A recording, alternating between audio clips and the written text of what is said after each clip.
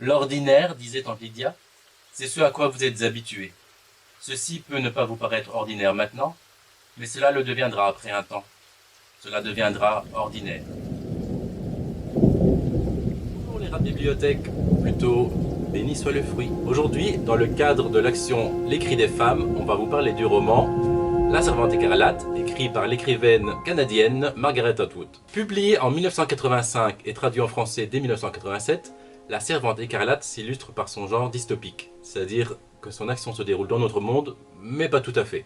L'histoire commence donc quelques années après la chute du gouvernement américain au profit de la République de Gilead, un régime totalitaire, religieux, patriarcal et théocratique. En parallèle, suite à une importante pollution radioactive, les femmes sont devenues moins fertiles. Les hommes dominent donc désormais majoritairement Gilead, tandis que les femmes se voient attribuer des rôles dans la société.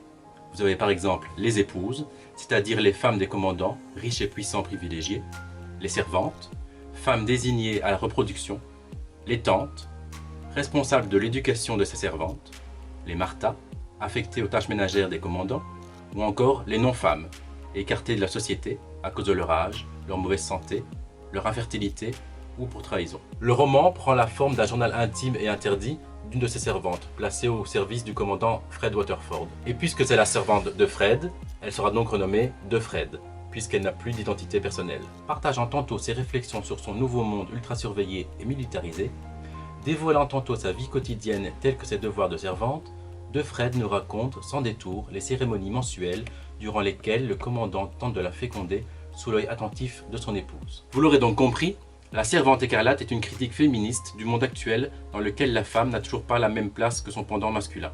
Margaret Atwood souligne d'ailleurs dans plusieurs interviews que chacun des sorts réservés à ces personnages féminins ont existé ou existent toujours. Retrait des droits, interdiction de voter, de lire ou d'écrire, lapidation, pendaison ou violence physique et morale. Rejoignant ainsi la catégorie des romans témoignages, La Servante écarlate vous invite donc à prendre part à la révolution pour la liberté et l'égalité des femmes. C'était Morgan de la bouquinerie 1001 qui vous a présenté le roman La Servante écarlate. La bouquinerie est ouverte du mardi au samedi de 10 à 13 h et de 14 à 18 h.